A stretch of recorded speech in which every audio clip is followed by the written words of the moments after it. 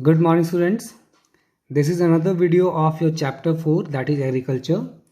In last video we have discussed about food crops other than grains, like we have discussed about sugarcane, oilseeds, tea, coffee, horticultural crops, vegetables, etc.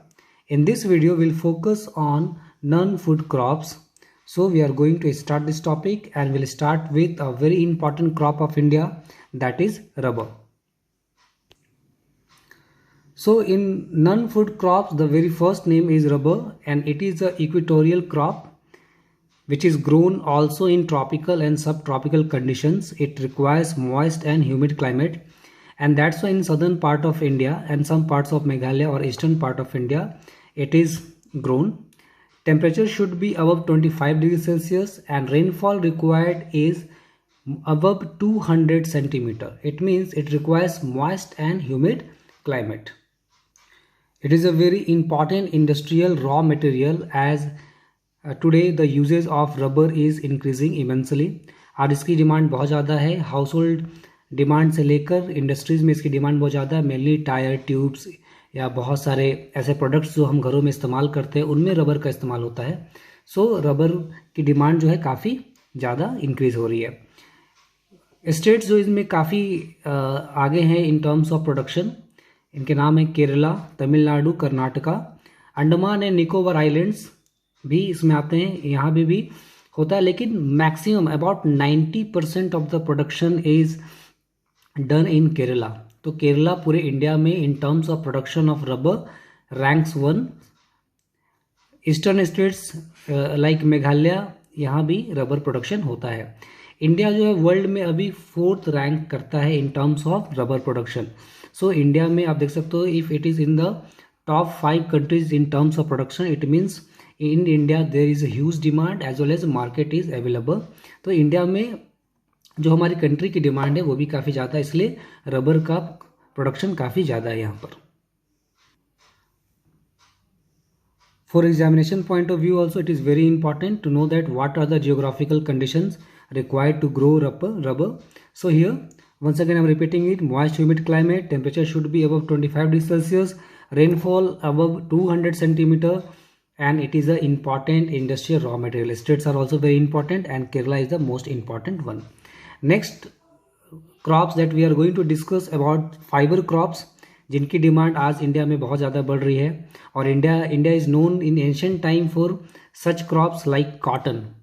Cotton के बारे में कहा जाता है इसने पूरी India की हिस्ट्री ही चेंज कर दी. It has change the entire history of the world. So cotton बहुत इंपॉर्टेंट है. इसके अलावा jute, hemp and silk are also important fibre crops. So one by one we are going to discuss them. जब हम fibre crops की बात करेंगे तो यहाँ पर सेरीकल्चर एक टर्म आएगा. Sericulture means rearing of silk worms for silk production. आपको पता है सिल्क रूट के बारे में आपने हिस्ट्री में पढ़ा होगा. India once again India in ancient time was known for silk production. So sericulture में हम सिल्क वॉर्म्स के थ्रू सिल्क प्रोडक्शन करते हैं. Now we are going to start we are going to start and discuss this 3 important fibre crops. First one is cotton. अगर हम बात करें India में एम्प्लॉयमेंट की, तो जो कॉटन या टेक्सटाइल इंडस्ट्री है उसमें इंडिया की पॉपुलेशन का एक बहुत बड़ा हिस्सा वर्क करता है.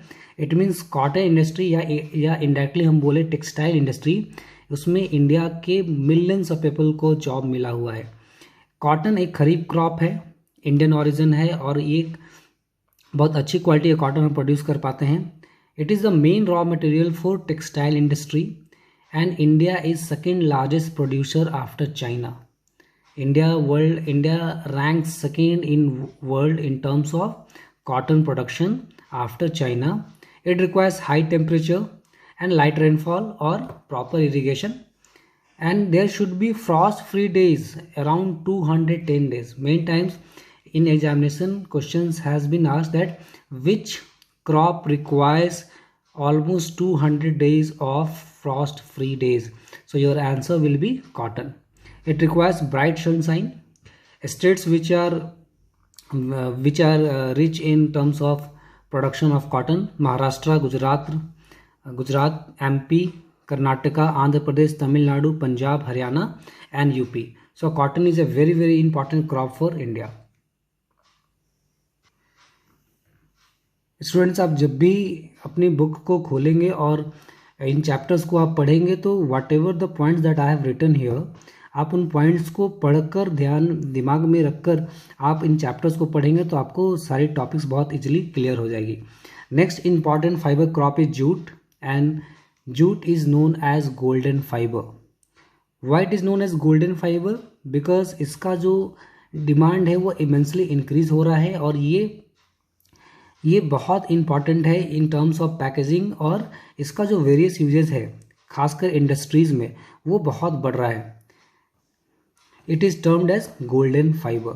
It requires well drain fertile soil. खासकर डेल्टाइक रीजन का जो सॉइल होता है, लोमी सॉइल होता है, जो एलेबल सॉइल होता है, वो काफ़ी अच्छा माना जाता है जूट प्रोडक्शन के लिए. It requires high temperature. It is used in making Ghani bags, mats, ropes etc. इसका मतलब इसका जो डिमांड है प्लस इसके जो प्रोडक्ट्स जो बनते हैं उनका डिमांड और यूज बहुत ज़्यादा है. लेकिन ड्यू टू सिंथेटिक फाइबर, जब मार्केट में सिंथेटिक फाइबर्स आने शुरू हो गए तो एक टाइम ऐसा भी आया है कि जूट प्रोडक्शन बहुत कम होने लगा, इसकी डिमांड बहुत कम हो गई. लेकिन it was losing market to synthetic fiber, but once again इसकी डिमांड बहुत इंक्रीज हो रही है because entire world is looking to save the environment. हम सिंथेटिक फाइबर्स का इस्तेमाल ना करके अगर हम बायोडिग्रेडेबल जूट प्रोडक्ट्स का इस्तेमाल करें तो हमारे इन्वायरमेंट को कंजर्व करने में बहुत हेल्प होगी. सो गवर्नमेंट के इनिशिएटिव की वजह से आज जूट प्रोडक्शन को काफ़ी ज़्यादा बढ़ाया गया है और साथ में इसकी इंटरनल डिमांड भी काफ़ी बड़ी है. Let me tell you that after independence के बाद आपको पता है when India and Pakistan was divided, so जो ईस्ट पाकिस्तान था, जो आज बांग्लादेश बना हुआ है, मैक्सिमम जो जूट प्रोड्यूसिंग एरियाज़ हैं, जो डेल्टाइक रीजन्स के एरियाज़ हैं, वो बांग्लादेश में चले गए थे. फिर भी वेस्ट बंगाल और some parts of Assam and जो हमारे बॉर्डर एरियाज़ है वहाँ पर आज भी इसका प्रोडक्शन काफ़ी अच्छा होता है. और कुछ सालों पहले तक, अराउंड 1 or 2 years अगो तक, जो Bangladesh and China were the leading producer in terms of jute production, but now India is the leading producer of jute in world. That's why ये इसका जो यूजेस है बहुत ज़्यादा है, इसलिए इसको टर्म किया गया as a golden fiber. So you may be asked in examination that which crop has been termed as golden fiber and why they were losing market. So because of synthetic fiber. Students, up to now we have discussed about various crops and their geographical condition required for their growing areas. Now we'll discuss about what are the technological and institutional reforms in agriculture. So why there was requirement or reasons for reforms in agriculture, especially in terms of India. With हम India के context में बात करेंगे, क्या reason था कि agriculture में reforms लाने पड़े. The very first reason is old age technology and institution. In India there are millions of farmers, they practice agriculture with conventional methods and seeds and fertilizers. जो भी उनके पास इरिगेशन फैसिलिटीज है वो सारी पुरानी है. They are mostly dependent on monsoon till now, but government of India has tried to revive the agriculture and tried to modernize the agriculture. Due to old age technology institutions, dependence on monsoon and natural fertility, increase in population at rapid rate. You know that India is one of the most populous country in world. After China, it ranks second. So a country with more than 100 crore population requires food security. Food security के बारे में आपने class 9th economics में काफ़ी कुछ discuss किया होगा. और ये भी बात है कि in India around 60% population is dependent on agriculture. So it is a main source of livelihood. So for millions of people, around 60% population is still engage in agricultural activity. तो बहुत ज़रूरी था कि इंडिया में रिफॉर्म्स लाया जाए, agriculture को reform किया जाए, सो दैट जो हमारा पॉपुलेशन है वो सर्वाइव कर सके और साथ ही हम सस्टेनेबल डेवलपमेंट को अचीव कर सके. बहुत सारे ऐसे टेक्नोलॉजिकल और इंस्टीट्यूशनल रिफॉर्म्स को अपनाया गया by government of India. So we are going to discuss them. So first हम डिस्कस करेंगे what are the technological reforms done by the government of India and what are the institutional reforms. So we are going to start with technological reforms. Students, these points are very important for you as they will help you to write answers in examination. First one is technological reforms, new techniques of irrigation. You know that example of Bhagra Nangal dams. There are various dams which were established, as well as there are various new methods of irrigation were applied. बहुत सारे new implements tools दिए गए farmers को, tractors and iron ploughs, road and communication को सुधारा गया, chemical fertilisers, quality seeds, green and white revolutions. अगर आप सर्च करोगे तो not only just 2 revolution, green और वाइट रिवोल्यूशन के अलावा वैसे बहुत सारे रिवोल्यूशन किए गए जो एग्रीकल्चर फील्ड में बहुत इंप्रूवमेंट लाए. For example green revolution, white revolution, pink revolution, blue revolution. So ऐसे बहुत सारे रिवोल्यूशन है जो आप सर्च कर सकते हो, आप उस पर इंफॉर्मेशन रख सकते हो. इसमें बात है रोड्स एंड कम्युनिकेशन की. Why? Because they are various products in agriculture जो बायोडिग्रेडेबल होते हैं. अगर वो टाइमली मार्केट तक नहीं पहुंचते हैं या उनके लिए कोल्ड स्टोरेज वगैरह नहीं अवेलेबल है, अगर वहाँ तक टाइम पे नहीं पहुँच पाएंगे तो ये बहुत बड़ा लॉस होगा फार्मर्स के लिए. इसलिए roads and communication also played a important role in technological reforms and government initiative in modernizing the agriculture. Next important topic is what are the institutional reforms. तो institutional reforms के बारे में discuss करेंगे जहाँ पे गवर्नमेंट ने बहुत सारे इंस्टीट्यूशंस को इस्टेब्लिश करके या बहुत सारे इंपॉर्टेंट एक्ट्स या रूल्स को पास करके रिफॉर्म्स को लाकर एग्रीकल्चर को रिवाइव करने की कोशिश की है. इसको हम डिस्कस करते हैं. सो इंस्टीट्यूशनल रिफॉर्म्स. अगर हम इंस्टीट्यूशनल रिफॉर्म्स की बात करें तो सबसे पहले आएगा लैंड रिफॉर्म. आफ्टर इंडिपेंडेंस पूरे इंडिया में लैंड रिफॉर्म्स को अप्लाई किया गया, बट वो बिल्कुल सक्सेसफुल नहीं हो पाया. कुछ स्टेट जैसे केरला या वेस्ट बंगाल में कुछ हिस्सों तक ये बहुत सक्सेसफुल रहा, लेकिन land reforms were not successful in entire India. But radio and television programs, आपने सुना होगा रेडियो पे बहुत सारे प्रोग्राम्स आते हैं एग्रीकल्चर के लिए. They are various TV channels specially for agriculture. Prasar Bharati बहुत सारे कार्यक्रम आते हैं, डी नेशनल पे बहुत सारा प्रोग्राम आता है, या कृषि वाणी. ऐसे बहुत सारे प्रोग्राम्स हैं जो फार्मर्स को अवेयर करते हैं, एज वेल एज ऐसी कोई प्रॉब्लम या बात है जिनसे उनकी जो एग्रीकल्चर प्रोडक्शन है वो इम्प्रूव हो सकती है. उसके लिए वो इवन साइंटिस्ट से लेकर उनको वो कंसल्ट कर सकते हैं. क्रॉप इंश्योरेंस गवर्नमेंट कराती है ताकि in case of any adverse climatic condition या कुछ प्रॉब्लम्स की वजह से अगर क्रॉप्स फेलियर हो जाता है तो फार्मर सर्वाइव कर सके. क्रेडिट फैसिलिटीज़ है by the banks. Weather bulletins आते हैं ताकि फार्मर्स को पता चल सके कि कैसा वेदर है और कैसे उन्हें अपने क्रॉप्स को बचाना है. MSP a very important, I have put a star mark here. MSP stand for minimum support price. Minimum support price का मतलब है गवर्नमेंट सोइंग सीजन में ही, हार्वेस्टिंग से काफ़ी पहले ही गवर्नमेंट अनाउंस कर देती है कि अगर आप इसे गवर्नमेंट को बेचते हो इस क्रॉप को तो आपको मिनिमम इतना पैसा पर क्विंटल आपको मिलेगा. जिससे क्या होता है, जो हमारे फार्मर्स हैं वो काफ़ी अश्योर्ड फील करते हैं कि अगर बहुत ज़्यादा प्रोडक्शन होता है और मार्केट में डिमांड कम हो जाती है उसके बाद भी उन्हें बहुत ज़्यादा लॉस नहीं फेस करना पड़ेगा. किसान credit cards as well as a very important one, subsidies. Subsidy दी जाती है गवर्नमेंट को, इसका मतलब कुछ छूट दी जाती है. जैसे फर्टिलाइजर्स के लिए फार्मर्स को बहुत कम पैसा देना पड़ता है, उसका बहुत सारा हिस्सा जो है वो गवर्नमेंट बेयर करती है, so that farmers can get fertilisers और tools, tractors, a lot of things on a subsidise rate. उनको कम रेट्स में अच्छे सीड्स, क्वालिटी सीड्स मिल पाते हैं, जिसे हम बोलते हैं high एल्डिंग variety of seeds, HYV seeds, high एल्डिंग variety of seeds.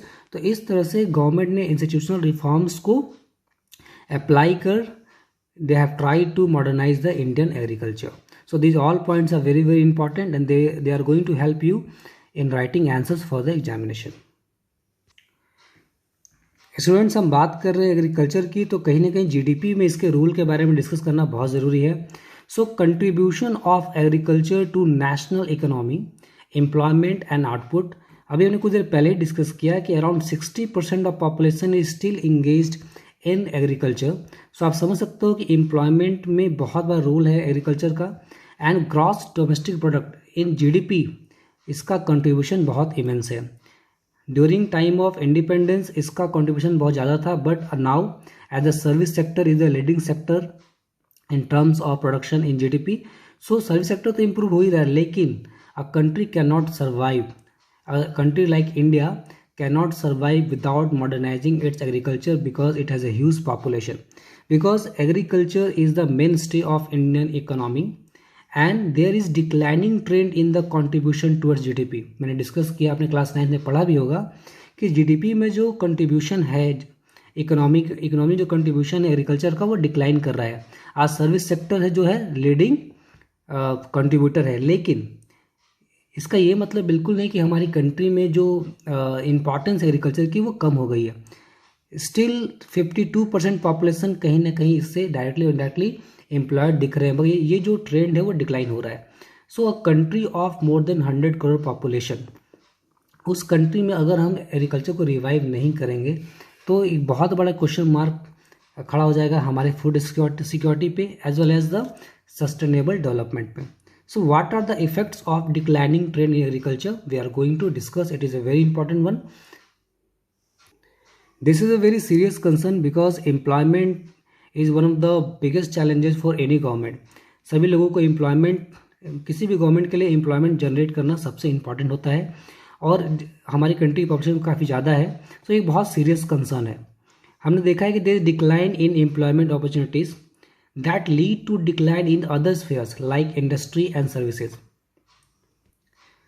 Agriculture which comes in primary sector, agriculture and mining, अगर इनके ट्रेंड में अगर हम डिक्लाइन देख रहे हैं तो इसका असर हमारे दूसरे सेक्टर्स पे भी देखने को मिलेगा, जैसे इंडस्ट्री और सर्विसेज, बिकॉज कहीं ना कहीं ये प्राइमरी सेक्टर है जो बेस हैं पूरी जीडीपी का। इन्हीं को हम मॉडिफाई करके इन्हीं के बेसिस पर इंडस्ट्रीज़ को सेटअप करते हैं, because raw materials for the industries comes from the primary sector. So अगर हमारा एग्रीकल्चर डिक्लाइन करता है तो ये हमारे दूसरे स्फेयर्स पे भी असर करेगा। They are wider implications to society. आपको पता है कि अगर किसी साल मानसून अच्छा नहीं होता है और एग्रीकल्चर अच्छे से प्रैक्टिस नहीं हो पाती कंट्री में, तो कंट्री में महंगाई बढ़ जाती है, इन्फ्लेशन आता है, बिकॉज सम वे और the other we are directly और इनडायरेक्टली डिपेंडेंट ऑन एग्रीकल्चर। अगर आप ध्यान से देखोगे, from that biscuit to Maggi that we eat, कहीं ना कहीं इनका रॉ मटेरियल हमारे प्राइमरी सेक्टर से ही आता है। इसलिए प्राइमरी सेक्टर बहुत इंपॉर्टेंट है, इसलिए इसमें डिक्लाइन नहीं होना चाहिए। हाँ, सर्विस सेक्टर में आज हम बहुत अच्छा कर रहे हैं, बहुत इम्प्रूव कर रहे हैं, लेकिन हमें अपने एग्रीकल्चर को भी इम्प्रूव करने की ज़रूरत है, एंड गवर्नमेंट इसमें बहुत काम कर रही है। स्टूडेंट्स, तो ये जानना बहुत ज़रूरी है कि what are the efforts by the government to modernize agriculture. Government ऐसे कौन कौन से इनिशिएटिव्स को ले रही है, उठा रही है, जिससे हमारा जो एग्रीकल्चर है वो मॉडर्नाइज हो सके।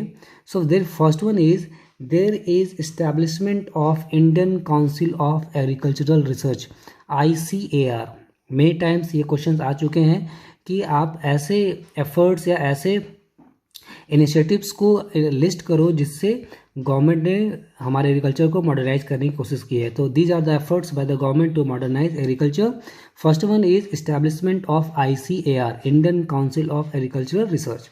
Next one is there is agricultural universities, जिनको इस्टेब्लिश की गई ताकि हम एग्रीकल्चर फील्ड में रिसर्च को आगे बढ़ा सके और हाई क्वालिटी सीड्स को इम्प्रूव करके हम इंडिया में एग्रीकल्चर को इम्प्रूव कर सके।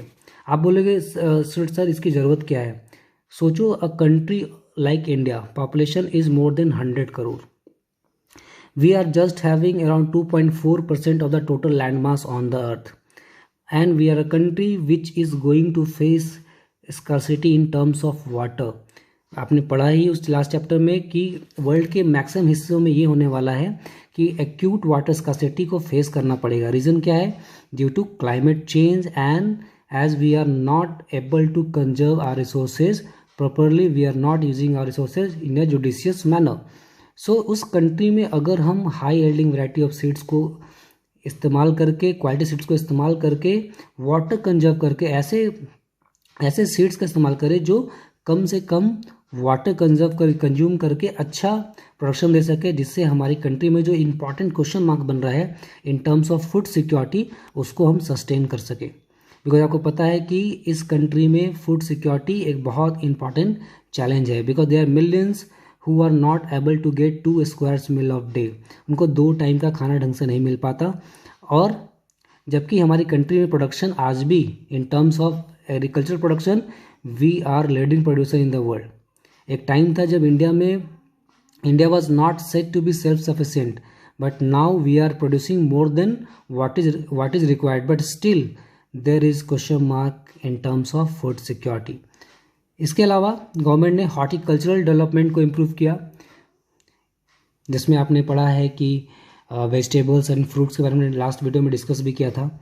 मेट्रोलॉजिकल सर्विसेज, जैसे with the help of science, modern science, जैसे हमने सैटेलाइट्स के हेल्प से या फिर मॉडर्न साइंस की हेल्प से कैसे इम्प्रूव कर सकते हैं एग्रीकल्चर को क्लाइमेट चेंज के अकॉर्डिंग या फिर वेदर कंडीशन के अकॉर्डिंग, तो इस पे भी गवर्नमेंट काम कर रही है।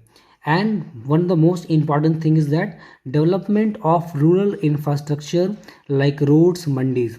अगर प्रोडक्शन हो रहा है और टाइमली ये मंडीज तक, मार्केट तक पहुंच पा रहा है, तो फार्मर्स को अच्छा फ़ायदा होगा, साथ ही हमारी इकोनॉमी बहुत अच्छे से इम्प्रूव करेगी। इसलिए आप देखो NHAI, national highway authority of India, with the help of state government is making roads everywhere. They are trying to improve the communication system so that Indian mandis और जो Indian farmers है they can compete against the farmers, जो foreign farmers हैं या जो उनकी quality है उससे वो compete कर सके और एक ऐसे इन्वायरमेंट में compete करे जिससे गवर्नमेंट को, पूरी कंट्री को फ़ायदा हो और we can achieve the socio economic development of the country. So these were the all important points for you. These points are very very important. आप जब भी चैप्टर्स को पढ़ें तो इन पॉइंट्स को एक बार देख कर चैप्टर्स को पढ़ें, सारे entire chapter will be very crystal clear to you. So up to now, thank you.